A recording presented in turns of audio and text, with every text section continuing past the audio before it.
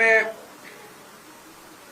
उन लाखों बच्चों को और उनके पेरेंट्स को अपनी तरफ से पूरी संवेदना देना चाहता हूं जो इस परीक्षा के रद्द होने से प्रभावित हुए हैं।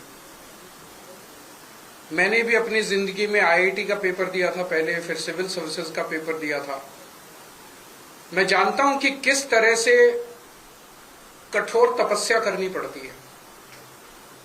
हमारा एक छोटा सा घर होता था वहां पे हिसार में, ऊपर एक छोटा सा कमरा बनवा लिया था। 24 घंटे उस कमरे में बैठा मैं तैयारी करता रहता था।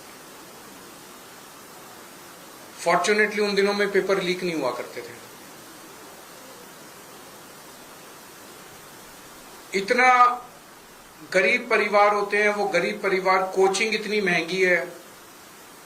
कोचिंग करने के लिए कई लोग दिल्ली आके रुकते हैं, दिल्ली में किराए की जगह लेते हैं बच्चे। अपने माँ बाप, कई लोगों के माँ बाप अपनी सोना गिरवी रख देते हैं, जमीन बेच देते हैं बच्चे को कोचिंग कराने के लिए।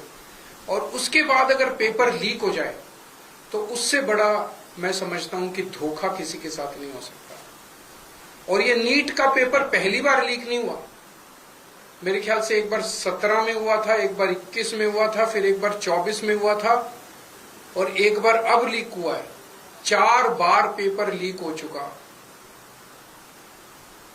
तो पेपर ऐसे तो लीक होते नहीं है।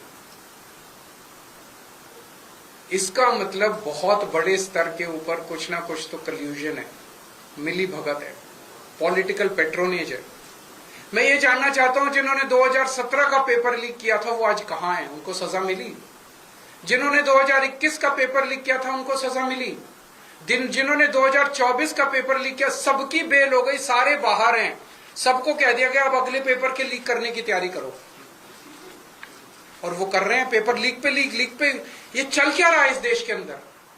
और मैं पूरी जिम्मेदारी के साथ कहता हूं, सरकार चलाना कोई आसान काम नहीं है। सरकार चलाना बहुत मुश्किल काम है। जिन लोगों से एक पेपर ठीक से नहीं होते बिना लीक करवाए, वो सरकार क्या चलाएंगे? मिले हुए हैं ये लोग। It is a case of complete कल्यूजन। लाखों करोड़ों बच्चों के भविष्य के साथ खिलवाड़ किया जा रहा है। उन सब बच्चों के साथ मेरी संवेदनाएं हैं और मैं उन सब बच्चों को बोलना चाहता हूं कि सड़कों के ऊपर उतरना पड़ेगा। ये सरकार केवल और केवल जन आंदोलन की भाषा समझती है और केजरीवाल आप लोगों के साथ है।